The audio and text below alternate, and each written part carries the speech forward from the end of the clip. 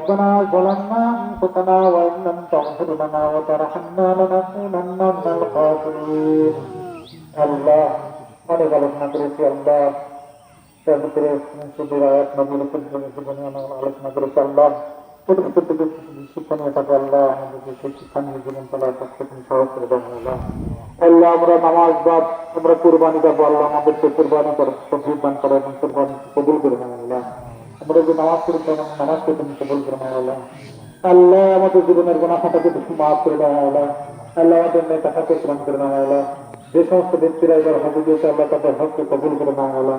যারা হজে দিতে পেরেনি আল্লাহ পারেনি আল্লাহ আগামীতে যেন হজ দিতে পারে সেই তৌফিক তুমি আমাদেরকে দান করো আল্লাহ আল্লাহ আমরা যা হাতে দিয়েছি আমাদের মা বাবা আত্মীয় স্বজন যারা যেখানে যে অবস্থায় মারা গিয়েছে আল্লাহ সবাইকে তুমি কবুল করে নাও আল্লাহ তাদের আমলগুলোকে তুমি কবুল করে নাও আল্লাহ তাদের জীবনের গুনাহ খাতাকে তুমি মাফ করে দাও আল্লাহ আল্লাহ তাদের কবর আযাব মাফ করে দাও আল্লাহ তাদের কবরকে জান্নাতের বাগিচা বানিয়ে দাও আল্লাহ আল্লাহ তাদের কবরের সাথে জান্নাতের সাথে সংযোগ স্থাপন করে দাও আল্লাহ কিয়ামতে তাদেরকে আল্লাহ